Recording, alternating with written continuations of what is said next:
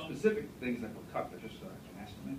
A lot of both occurred. I mean, some of the larger lines, communications, there were some other, I can't think of them all off the top of my head, that we made cuts within and reallocated them into areas for preschool, dual language, all-day kindergarten, applying them to areas that focus more on what the district's mission and goals are, and taking them out of areas where we hadn't been spending the money and reinvesting it in areas back into the school buildings themselves with staffing and whatever other needs they may have.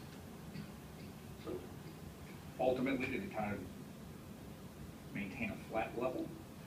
Some things went in, some things came out. Was it about this amount? The tentative budget was balanced. As we went through the revenues and made adjustments there, we also made similar adjustments on the expenditure side. So when the state said they were giving us more money, we increased our spending. We had the initial budget back in April really didn't have any money in there for capital expenditures, for computer equipment or the capital.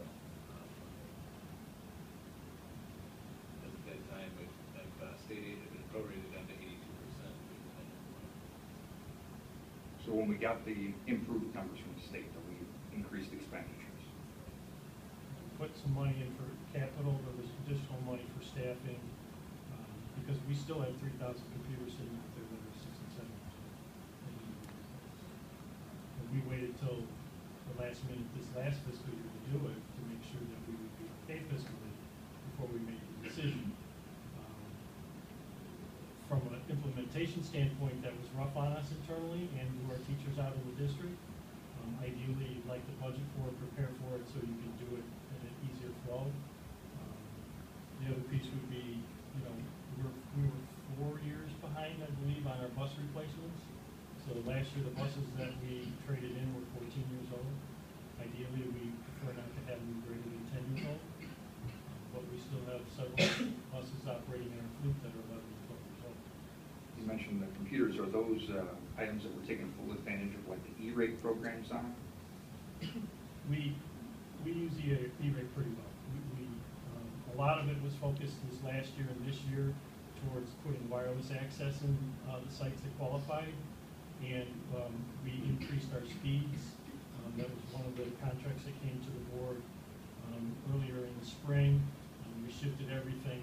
We had multiple providers for our high-speed phone.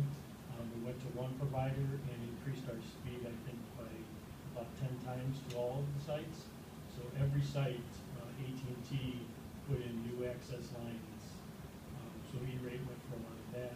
So yeah, all that stuff is going back into the buildings to increase, really to increase our backbone for our infrastructure, because everything around us it's going to be a tablet or a mobile device, and if we don't have the backbone in place, that doesn't happen in 1 year, not with as much as that kind of infrastructure costs. So we've been slowly each year within the budget allocating funds to make sure our infrastructure is in place for when any decisions are made at the curriculum level, we can support those decisions.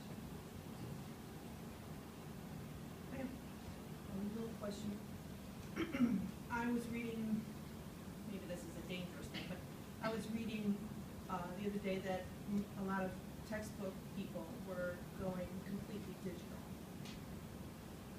We have a lot of kids who can't afford iPads. How are we going to cope with that? Have we got a plan for that in the future? That hasn't been a topic of discussion yet. Again, that's the reason for the investment in the infrastructure. Yeah, I know. I don't know what curriculum is planned. That won't be our decision from an operating level. It has to support the curriculum. So when they come to us and say, this is the direction we need to go, if the organization supports that, we need to be ready on the backside to support. So we're looking at it from just the backside right now. That's just the way the industry, everything is moving. I don't think we're going to get a choice on that. Well, but I'm glad to see that yeah. we're getting, my own household, we had to work on our internet structure. My husband works from home occasionally. That means that he has to have a very reliable internet. This is the sort of thing that we have, made me aware of all of this stuff, that this stuff always increases in cost. It never decreases. lowering of the cable bill, you know. AT&T is pretty much, I know we're bidding this out and but the bills don't go down, they always go up, and we have to be able to cope with increases. And the money's gotta come from somewhere, and hopefully it's the state. But I think if we have no alternative but to go digital, then we have to start thinking about what we're gonna be able to provide for kids who can't provide for themselves.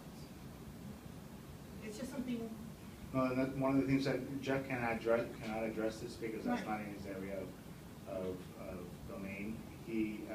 We are talking about how do we develop policies around bring your own device, what happens for those families that don't have access, how do we provide that, how do we provide insurance, how do we provide, all those kinds of things are things that we're having conversations, but we haven't brought forth to a decision-making point in terms of curriculum or board support at this Okay. moment. Well, it's just something to think about, I guess. So back to E-rate, so wherever possible, your infrastructure, your additional bandwidth, the wireless, the BYOD, bring your own device, we'll use E-rate whenever possible. Oh, yeah. We take significant advantage of it anywhere we can. It's all in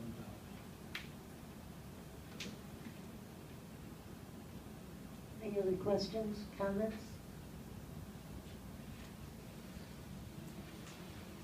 Do you, and I'll understand if you don't have it right now, and maybe it would be a good thing for our discussions coming up in October, but do you have off the top of your head what if scenarios? What is the implication of voting no on this budget tonight?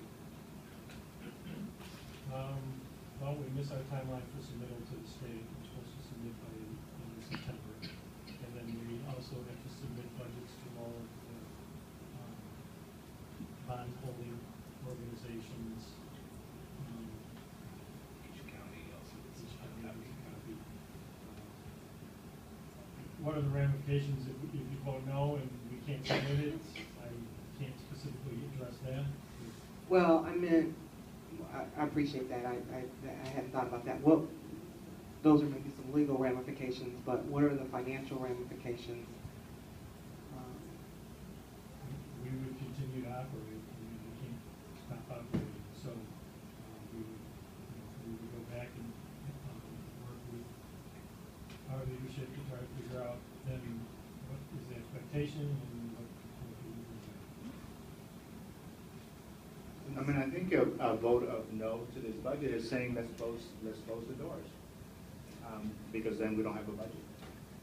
But I don't know if that's legally what we're talking about. This is a budget that has been presented to the board since April of last year, and we have had committee meetings where we've asked for questions, answered questions. So this is not like the first time that we've been to the board. So a vote of no would be really surprising to me because the questions that are brought forth, we've had a long time to address questions from the board. So I don't know what that says, and I don't know what the legal ramifications of that would be, or operational consequences. I would hate to think we were suffering from the same kind of gridlock that the federal government was going through. That would just make me think,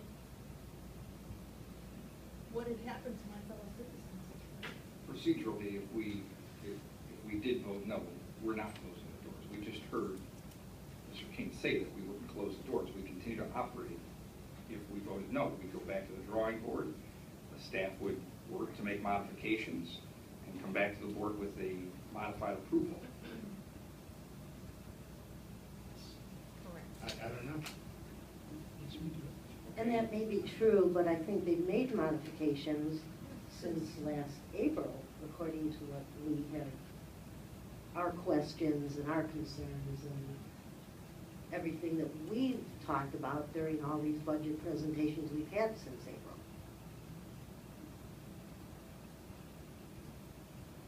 Are there any other questions?